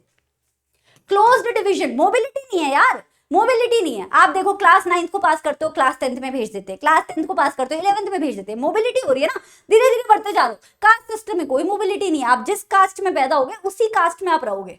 आपने जितनी मर्जी पढ़ाई लिखाई कर ली हो, आप उधर उधर नहीं जा सकते, आप उसी कास्ट में रहो, राइट। हायरार्की है, आप क्या कर रहे हो कि ऊपर वाले कास्ट को बोल रहे हो कि तुम सबसे बेस्ट हो, फिर दूसरी कास्ट है, फिर तीसरी कास्ट है, फिर चौथी कास्ट है, नीचे वाले कास्ट को बोल रहे हो तुम लोअर कास्ट हो गए, तुमसे हम अनटचेबिलिटी करेंगे। अपर कास्ट लोग अपने आप को पता नहीं क्या हीरो समझ रहे हैं, राइट। तो हायरार्की भी है, हरारकी भी है, मूवमेंट भी नहीं है, इनफ्लेक्सिबल भी है, एक्सक्लूसिव भी है, तो डिस्क्रिमिनेशन भी भयानक रूप से हो रहा है, मार कुटाई भी भयानक रूप से हो रही है। सो कास्ट सिस्टम की ये सारी क्या है, प्रॉब्लम्स है। और सबसे गंदी प्रॉब्लम इसमें थी अनटचेबिलिटी, जो हमने कॉन्स्टिट्यूशन लेवल पे सॉल्व करने की कोशिश की, बट ऐसा नहीं है कि देश से चली गई है। और इसमें बहुत सारे लोगों का हाथ था। भीमराव अंबेडकर जी इकलौते सोशल रिफॉर्मर नहीं थे जिन्होंने इसके खिलाफ आवाज़ उठाई। महात्मा गांधी से लेके अंबेडकर साहब से लेके पेरियार रामास्वामी, नायकर साहब, ज्योतिबा फूले, बहुत सारे हमारे देश के क्या रहे हैं, सोशल रिफॉर्मर्स रहे। राजा राम मोहन रॉय, उन्होंने खैर सती प्रथा पे ज़्यादा काम किया, कास्ट पे भी उन्होंने आवाज़ उठाई। बहुत सारे राइटर्स रहे हैं, बहुत सारे पॉलिटिशियंस रहे हैं जिन्होंने बहुत मेहनत करके कास्ट डिस्क्रिमिनेशन को कम करने की कोशिश की, और हुआ भी। जब देश आजाद हुआ तो थोड़ा कास्ट डिस्क्रिमिनेशन कम भी हुआ, और तब से हम देख रहे हैं कि थोड़ा इनकी बदौलत, थोड़ा इन लोगों की बदौलत, है ना, हमारे सोशल रिफॉर्मर्स, और थोड़ा एजुकेशन की बदौलत, डेवलपमेंट की बदौलत, अब जो हम देखते हैं ऑक्यूपेशनल मोबिलिटी आ गई है। ऑक्यूपेशनल मोबिलिटी का मतलब, पहले ना ऐसे 4 कास्ट होती थी। पिरामिड क्यों बना रही हूँ, क्योंकि ऐसे माना जाता था ये टॉप लेयर है, फिर सेकंड कास्ट, फिर थर्ड कास्ट, फिर फोर्थ कास्ट। अब सबको एक जॉब असाइंड होती थी, जॉब 1, जॉब 2, जॉब 3, जॉब 4, ठीक है, हर कास्ट के लोगों को जॉब असाइन थी। अब जॉब 1 मतलब कैटेगरी 4 का इंसान अगर चाहे कि मैं यार जॉब 1 करना चाहता हूं, तो उसको आजादी नहीं थी। अब ऐसा नहीं होता है, अब लोग पढ़ लिख के कोई भी जॉब ले लेते हैं। आप अगर कॉर्पोरेट ऑफिस में काम करते हो तो आपको पता ही नहीं होता कि आपके आसपास जो लोग बैठे हैं वो किस कास्ट के हैं, राइट। तो शहरों से कास्ट बहुत ज्यादा हद तक चली गई है, पूरी तरह नहीं गई है, पूरी तरह नहीं गई है। मैं दिल्ली यूनिवर्सिटी में पढ़ी हूँ, किरोड़ीमल कॉलेज में। One of my best friends in college, one day I realise कि वो लड़की हमारे ही ग्रुप के एक दोस्त की बोतल से पानी नहीं पीती है, because he belongs to a certain caste. And the moment I realise that, obviously I stop talking to her. But मैं ये बता रही हूँ, Kirori Mal college, Delhi university, and she was university topper, not even college topper, university topper. But she did not drink water from his bottle, and later she told me कि यार मैं नहीं पीती उसकी बॉटल से, वो तो पता नहीं कौन सी कास्ट को बिलोंग करता है. That is what is casteism. That is what is caste-based discrimination, right? So caste की हायरार्की सब धीरे धीरे पढ़ाई की वजह से चेंज हो रही हैं, ऑक्यूपेशनल मोबिलिटी आ रही है, लोग अपनी कास्ट को जो उन्हें असाइन किया जाता था जॉब, उसके अलावा बाकी जॉब्स भी ले रहे हैं, नॉट जस्ट द जॉब्स जो उनके एंसेस्टर्स करते थे। अर्बनाइजेशन की वजह से भी ये पॉसिबल हुआ है। अर्बनाइजेशन मतलब गाँव में कास्ट सिस्टम, गाँव में ना सबको सबके बारे में पता होता है कि किस खानदान में कितने बच्चे हैं, उन बच्चे क्या क्या पढ़ रहे हैं, क्या कास्ट है, क्या गोत्र है, सबको सब कुछ मालूम होता है। शहरों में, बड़े शहरों में अक्सर इतनी ज्यादा लोगों के पास इंफॉर्मेशन नहीं होती है आपस में, तो अर्बनाइजेशन की वजह से ये फायदा जरूर आया है कि कास्ट सिस्टम को लोग अब उतनी ज्यादा इंपॉर्टेंस नहीं देते हैं। लेकिन क्या कास्ट अब दिखनी बंद हो गई है? The answer to that is absolutely no. If you think caste-based discrimination does not happen in India, you have been probably blind. क्योंकि अगर एक बार न्यूज़पेपर उठा के देख लोगे तो कोई ना कोई न्यूज़ तो आपको टकराई जाएगी जहां पे डिस्क्रिमिनेशन देखने को मिलेगा। यहाँ पे देखिए, पढ़िए खुद से, यहाँ पे देखिए, अट्रॉसिटी का मतलब होता है अत्याचार। यहाँ पे देखिए, नेशनल इंस्टीट्यूट IIT, बच्चे पढ़ लिख के IIT जाएंगे। ये देखिए, अब ये देखिए, extreme. What is this? This is casteism. So it has not gone out of the society. अभी भी मेजॉरिटी लोग अपनी ही कास्ट में शादी करना चाहते हैं, बाकी किसी कास्ट में शादी नहीं करना चाहते हैं। अगर उनके बच्चे किसी लोअर कास्ट के, वो मान लो अपर कास्ट फैमिली से बिलोंग करते हैं, किसी अलग कास्ट के लोगों से प्यार कर बैठे हैं, उनसे शादी करना चाहते हैं, तो लोग बहुत एक्सट्रीम मेजर्स ले लेते हैं। या तो उन्हें खानदान से निकाल देते हैं, घर से निकाल देते हैं। वाई? बिकॉज एक तो ऊंच नीच का भेदभाव है, हमारी कास्ट अच्छी है, उनकी कास्ट अच्छी नहीं है, ये वाला भेदभाव है। दूसरा, अगर कई बार ऐसा भी होता है कि लोअर कास्ट के लोग भी अपर कास्ट के लोगों में शादी नहीं करवाते। वो सबको ना अपने कास्ट में ही कंफर्ट आता है कि हम अपने अपने कास्ट में रहेंगे, हम नहीं जाएंगे किसी और के कास्ट में। That is what? That is discrimination. Untouchability पहले बहुत ज्यादा थी, मैं मानती हूँ, लेकिन अभी भी है। IIT से लेके NIT से लेके गांव तक अनटचेबिलिटी है। Caste system has led to caste difference, class difference. अब ये कुछ बच्चे होंगे, एक आधा चिंटू मिलेगा कमेंट सेक्शन में जो बोलेगा ऐसा कुछ नहीं है, ऐसा कुछ नहीं। NCERT बोल रही है पहली बात, इसमें से एक भी शब्द मेरा नहीं है, सब NCERT का है। तुम्हें लड़ाई लड़नी है NCERT से लड़ो। बट एनीवे, NCERT हमें बताती है कि क्योंकि सदियों का एडवांटेज रहा है कुछ कास्ट ग्रुप के पास। हम एक आधे साल की बात नहीं कर रहे हैं, अभी इंडिया को आजाद हुए ना 70-71 साल हुए होंगे, ज्यादा से ज्यादा 74, राइट? हम बात कर रहे हैं सदियों की, लाइक 1000-2000 साल, राइट? इतने जो सदियों का एडवांटेज रहा है अपर कास्ट लोगों को, वो ऑब्वियसली तुम्हें आज की सोसाइटी में दिखेगा। अपर कास्ट लोगों के पास पहले था अपॉर्चुनिटी थी पढ़ने की, लिखने की, अपॉर्चुनिटी थी पैसे कमाने की, थी अपॉर्चुनिटी थी रिस्पेक्ट की, और लोअर कास्ट लोगों के पास नहीं था। तो आज भी जब हम डेटा देखते हैं तो इंडिया में मोस्टली जो मिडिल क्लास पॉपुलेशन है, जो सबसे ज्यादा मात्रा में है, उसमें वेल टू डू फैमिली ज्यादातर किसकी आती है? अपर कास्ट लोगों की आती है, क्योंकि वो जो जेनरेशनल वेल्थ है वो कहीं ना कहीं तो दिखेगी। अब आपको आसपास एक आधा एग्जाम्पल जरूर दिख जाएगा जहां पे लोअर कास्ट के लोग भी बहुत वेल्दी होंगे, बट वो बच्चा एक आधा एग्जाम्पल है। उस एक आधा एग्जाम्पल से आप पूरे देश के बारे में बात नहीं कर सकते। लेकिन NCERT हमारे पूरे देश के डेटा से ये बोल रही है कि कास्ट सिस्टम की वजह से क्लास डिफरेंस भी आ गया है, कि अब ज्यादातर सोसाइटी की वेल टू डू फैमिलीज जो है अपर कास्ट की होती हैं, और not too well to do families जो होती हैं वो लोअर कास्ट लोगों की होती हैं। बिकॉज इतना जेनरेशनल जो एट्रॉसिटी की है हमने, वो अभी भी सोसाइटी में दिख रही है, इंस्टेड ऑफ जॉइनिंग हैंड्स। और सबसे बड़ी बात, आपके आसपास आपको बतेरे लोग मिल जाएंगे, बड़े छोटे सब तरीके के, अडल्ट्स भी, बच्चे भी, जो बोलेंगे reservation is not fair, reservation से मेरिट कॉम्प्रोमाइज होता है, रिजर्वेशन से इक्वालिटी कॉम्प्रोमाइज होती है। बट इसमें से एक भी इंसान नहीं होगा जो कास्ट सिस्टम के खिलाफ, कास्ट डिस्क्रिमिनेशन के खिलाफ आवाज उठाएगा।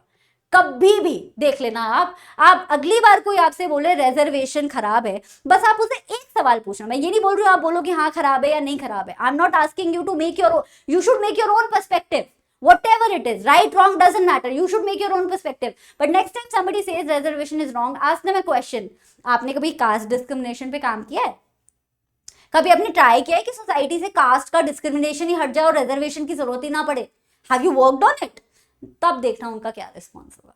ठीक है, सो दिस वाज कास्ट। ये था इंट्रोडक्शन।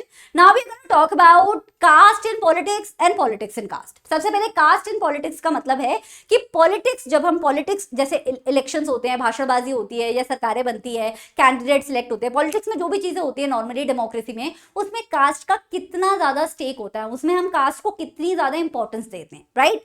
कास्टिज्म का मतलब है कास्ट को जब आप सोसाइटी का आधार मानते हो, चाहे वो पॉलिटिक्स हो चाहे पूरी सोसाइटी हो, तो उसे कास्टिज्म बोलते हैं। तो पहले हम देखेंगे कि कास्ट का क्या योगदान रहता है पॉलिटिक्स में, फिर हम देखेंगे कि लोगों की कास्ट में पॉलिटिक्स को कैसे घुसाया जाता है और जबरदस्ती लोगों को एक दूसरे के अगेंस्ट कैसे खड़ा किया जाता है। तो वो सेकंड टॉपिक है। पहले है कास्ट इन पॉलिटिक्स। तो कास्ट इन पॉलिटिक्स हमें 2-4 तरीकों से देखी जाती है। पहला, जब पॉलिटिकल पार्टी किसी भी पर्टिकुलर एरिया में, आपको पता है ना देश में कॉन्स्टिट्यूएंसीज हैं, तो देश में 543 कॉन्स्टिट्यूएंसीज हैं। हर कॉन्स्टिट्यूएंसी से हमारे पास एक क्या होते हैं, मेंबर ऑफ पार्लियामेंट होते हैं। इसीलिए हमारे कितने मेंबर ऑफ पार्लियामेंट है, 543, राइट।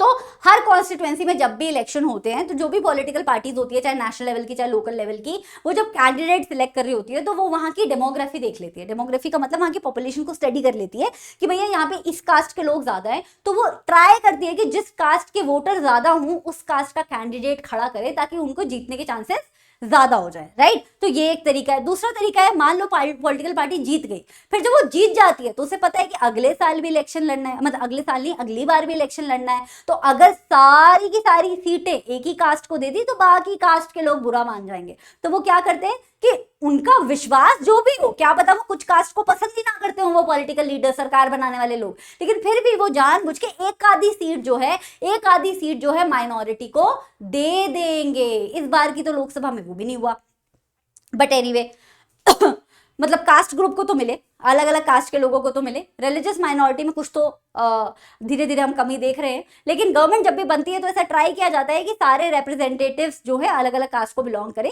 ताकि सारी कास्ट के लोग खुश रहे। Then people appeal in the name of caste during elections. मना है, बिल्कुल मना है, बिल्कुल मना है। सुप्रीम कोर्ट का ऑर्डर है, नहीं करना चाहिए। रिलीजन के नाम पे वोट मत मांगो, कास्ट के नाम पे वोट मत मांगो। मांग रहे हैं लोग, धड़ाधड़ मांग रहे हैं कि हम तो आप ही की कास्ट को बिलोंग करते हैं, हमें वोट दे दीजिए। कई सारी पॉलिटिकल पार्टीज है जो फेमस है पर्टिकुलर कास्ट को फेवर करने के लिए और पर्टिकुलर कास्ट को फेवर ना करने के लिए। तो ये कहां से आ रहा है? आग लगती है तभी धुआं आता है भाई, धुआं झूठे झूठे नहीं आता।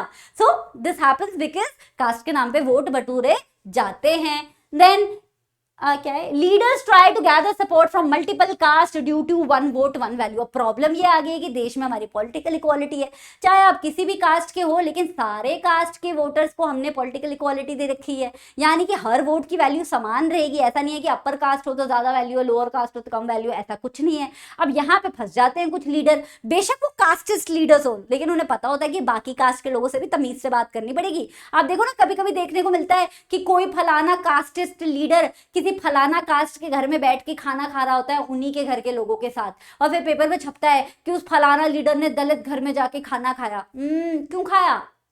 दिखाने के लिए, मीडिया में दिखाने के लिए कि भैया हम इस कास्ट को भी सपोर्ट करते हैं। ये सब पॉलिटिक्स का पार्ट है। पॉलिटिक्स एक तरीके से मार्केटिंग कैंपेन की तरह चलती है, जहां पे हर कास्ट को वोट बैंक की तरह देखा जाता है, और हम ट्राई करते हैं कि सारे वोटर हमसे खुश रहें। और एट द सेम टाइम हमें अगर कभी लग रहा होता है कि नहीं, अगर एक कास्ट को ज्यादा फेवर करेंगे तो इलेक्शन जीतने के चांसेस ज्यादा है, तो हम तुरंत वो वाली डायरेक्शन ले लेते हैं। So it keeps changing depending upon की सिचुएशन क्या है। देन बट इसका क्या मतलब ये है कि इलेक्शन कास्ट के नाम पे आप हमेशा जीत जाओगे, सिर्फ कास्ट के नाम पे वोट मांगोगे आप इलेक्शन जीत जाओगे? The answer to that is no. हमारा देश इतना बुद्धू नहीं है। क्यों? क्योंकि कभी भी ऐसा नहीं देखा गया कि एक कॉन्स्टिट्यूएंसी में सिर्फ एक ही कास्ट के लोग हों। जब भी किसी कॉन्स्टिट्यूएंसी में इलेक्शन होते हैं तो वहां पे कास्ट के लोग होते हैं। सेकंड पॉइंट ये है कि एक कास्ट में अलग अलग तरीके के लोग होते हैं बच्चा। हर कास्ट के लोग अलग अलग पार्टीज को मतलब कास्ट के अंदर जो लोग होते हैं वो अलग अलग पार्टी से प्यार कर सकते हैं। जरूरी नहीं है कि एक कास्ट है तो उसके अंदर जितने लोग हैं वो सभी एक ही पार्टी को वोट देंगे, ऐसा कभी नहीं होता। Third, party sometimes have more than one candidate. कभी कभी पार्टी खुद ही बुद्धूपना कर देती हैं, उनको लगता है कि इस पर्टिकुलर कॉन्स्टिट्यूएंसी में ये वाली कास्ट जो है ज्यादातर मात्रा में पाई जाती है, तो वो एक नहीं 2-3 कैंडिडेट खड़े कर देती है इलेक्शन में कि भैया तू भी इसी कास्ट से, तू भी इसी कास्ट से, दोनों खड़े हो जाओ, दोनों में से कोई तो जीत ही जाएगा, right. Fourth point, ruling party often loses. सबसे बड़ी टेस्टिमोनी है इसकी कि हमारे देश में रूलिंग पार्टी कई बार हारी है, स्टेट लेवल पे भी सेंट्रल लेवल पे भी कई बार हारी है। तो अगर कास्ट के नाम पे सिर्फ आप इलेक्शन जीत सकते तो जो पार्टी के लीडर्स बैठे हुए हैं गद्दी पे, उनकी कास्ट वाले लोग उन्हें बचा लेते ना कि भाई ये तो हमारी कास्ट का, इसे ही वोट दे देते हैं, इसी को दोबारा बुला लेते हैं। पर ऐसा नहीं होता, क्योंकि रूलिंग पार्टी हमारे यहाँ हारती है। तो इसका मतलब क्या है कि कास्ट के नाम पे इलेक्शन हमारे यहाँ जीतना कोई बहुत आसान बात नहीं है। अभी तक तो सिर्फ कास्ट के नाम पे इलेक्शन जीते नहीं गए हैं। हाँ, डेफिनेटली कास्ट के नाम पे, रिलीजन के नाम पे और 2-4 चीजें मिला दोगे तो इलेक्शन जीत सकते हो, पर सिर्फ कास्ट के नाम पे नहीं जीत सकते। क्यों? क्योंकि कास्ट ग्रुप के अंदर बच्चा सब लोग अलग अलग तरीके के भी हो सकते हैं, और एक कास्ट के अंदर और भी चीजें आती हैं। जैसे एक कास्ट के अंदर गरीब अमीर का भी भेदभाव होता है, गरीबों का कुछ और चॉइस होती है, अमीरों की कुछ और चॉइस होती है। कास्ट के अंदर कुछ लोग होते हैं जिन्हें एजुकेशन चाहिए होती है, कुछ लोग होते हैं जिन्हें स्कूल चाहिए होते हैं, कुछ लोग होते हैं जिन्हें सड़कें चाहिए होती है। सो लोगों के ओपिनियंस वहां पे भी डिफर कर सकते हैं। Now second and the last topic of this chapter is various forms of politics in caste। अब कास्ट के अंदर पॉलिटिक्स कैसे आती है, इसका मतलब ये बचा कि हम कास्ट को कैसे पॉलिटिसाइज करते हैं, कैसे पॉलिटिक्स में अपना फायदा उठाने के लिए डिफरेंट डिफरेंट कास्ट ग्रुप के लोगों को हम पॉलिटिक्स भर देते हैं उनके दिमाग में। ठीक है, सो वो हम यहाँ सीखेंगे। पहला पॉइंट है, हर कास्ट ग्रुप अपने आप को बड़ा बनाने की कोशिश करता है। मान लो 4 कास्ट है ना, जो हमारा कास्ट सिस्टम था ट्रेडिशनली, उसमें 4 कास्ट होती थी। 4 कास्ट मतलब यहाँ पे एक पर्टिकुलर कम्युनिटी आती थी। अब मैं उसको क्या ही लिखूं, मैं चाहती नहीं कि 2-4 जो बच्चे हैं जिन्हें पता नहीं होगा उन्हें भी पता चल जाए। I don't want to do that. But मान लो यहाँ पे कास्ट 1 आती है, कास्ट 2 आती है, कास्ट 3 आती है, कास्ट 4 आती है। अब इसके अंदर भी हायरार्की होती है, अब इसके अंदर भी बहुत सारी कास्ट आती है। ठीक है, तो अब क्या करेंगे, मान लो कास्ट नंबर 2 को अपनी कोई मुद्दा आगे रखना है। अब कास्ट नंबर 2 को पता है कि हमारे जो लोग हैं, अगर सिर्फ हम अपने बलबूते पे करेंगे तो हमारा हो सकता है कि मुद्दा आगे ना जाए। वो आगे पीछे वालों से हाथ मिला लेंगे। क्या करेंगे, भाई तू भी तो हमारे हमसे ऊपर ही तो है, हमसे थोड़ा सा ही तो ऊपर है, हमसे थोड़ा सा ही तो नीचे है, तेरी भी सेम ही सिचुएशन है। इस टाइप की बातें करके लोग क्या करते हैं, अपनी कास्ट के सपोर्ट को बड़ा करने की कोशिश करते हैं। क्योंकि जितने ज्यादा लोग होंगे उतना ज्यादा प्रेशर बना पाओगे गवर्नमेंट पे, जितना ज्यादा प्रेशर बनाओगे उतनी जल्दी तुम्हारा काम निकल जाएगा। कोलिजन ऑफ द कास्ट, तो इसी को बोला जाता है कोलिजन ऑफ द कास्ट। अपने से ऊपर वाली कास्ट और अपने से नीचे वाली कास्ट के साथ लोग क्या कर लेते हैं, हाथ मिला लेते हैं ताकि बड़ा ग्रुप बन जाए। फॉरवर्ड एंड बैकवर्ड क्लास, भैया पहले तो 4 ही कास्ट ग्रुप आते थे देश में। पॉलिटिक्स की वजह से फॉरवर्ड और बैकवर्ड का भी कॉन्सेप्ट आ गया है। क्लास 9 में हमने पढ़ा होगा, सेकंड मंडल कमीशन ने जब बोला था कि भैया ओबीसीज करके भी हम कुछ बनाएंगे अदर बैकवर्ड क्लासेस, तो उस अदर बैकवर्ड क्लासेस में हमने 2 चीजें डाल दी, creamy layer, non creamy layer. Creamy layer को हम बोल रहे हैं कि आप अदर बैकवर्ड क्लासेस में भी आते हो, आपकी संख्या कम है देश में, तो आपको कोटा मिलना चाहिए, रिजर्वेशन मिलना चाहिए। लेकिन अभी आपकी इकोनॉमिक स्थिति ऐसी नहीं है कि आपको रिजर्वेशन मिलना चाहिए, तो तुम ओबीसी तो हो लेकिन तुम उसमें क्या हो, फॉरवर्ड ओबीसी हो। तो इस तरीके की एक ही कास्ट के अंदर और ज्यादा हमने क्या कर दिए, लेबल्स लगा दिए, ऑल थैंक्स टू हमारी Indian politics, right. So that is also not a good thing.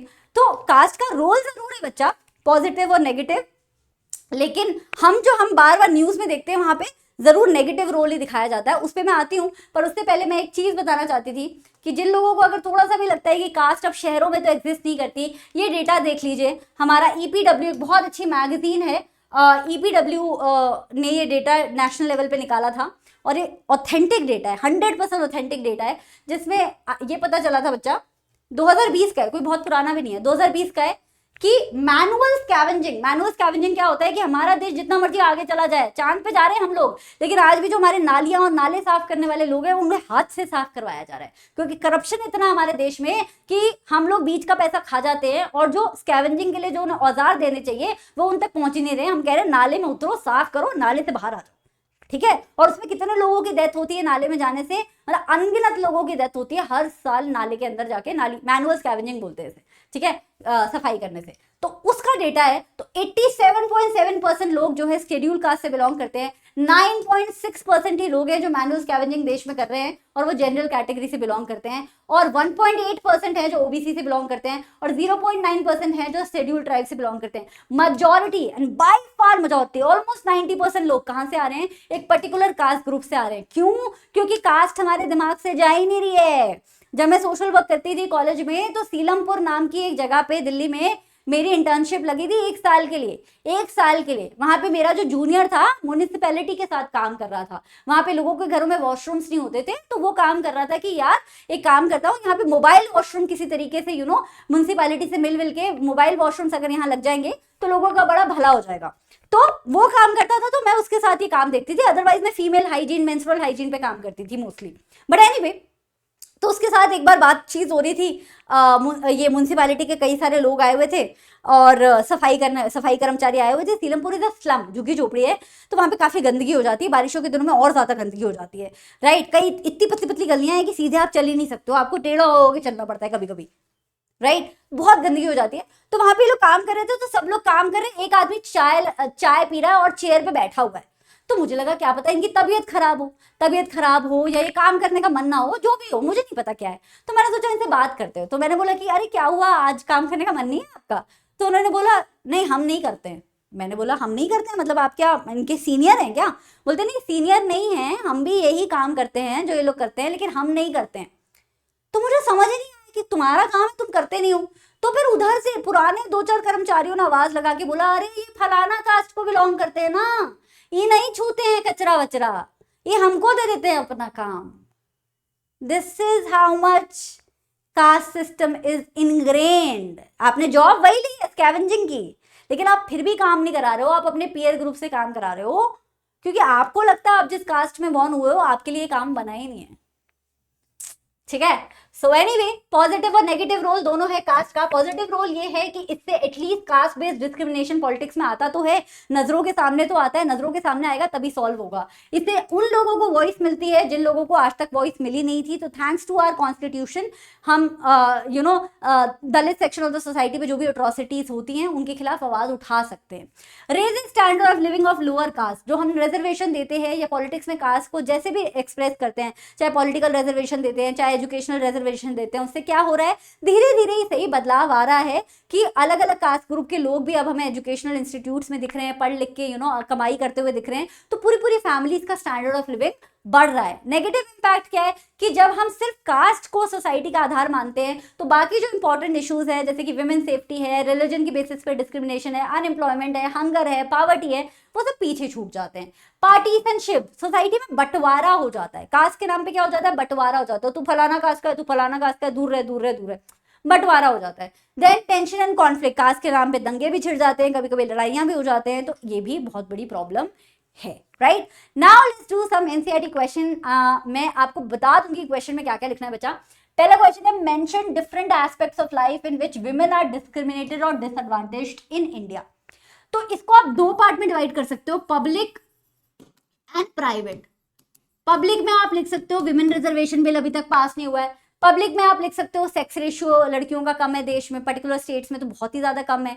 आप ये लिख सकते हो फीमेल फीटिसाइड अभी भी हो जाता है। प्राइवेट में आप लिख सकते हो कि सेक्सुअल डिवीजन ऑफ लेबर है, हम लड़कियों से एक्सपेक्ट करते हैं कि घर का काम करे, सारी उन्हीं की रिस्पॉन्सिबिलिटी है। तो ऐसे डिवाइड करके पॉइंट्स लिखोगे तो अच्छे मार्क्स मिलेंगे।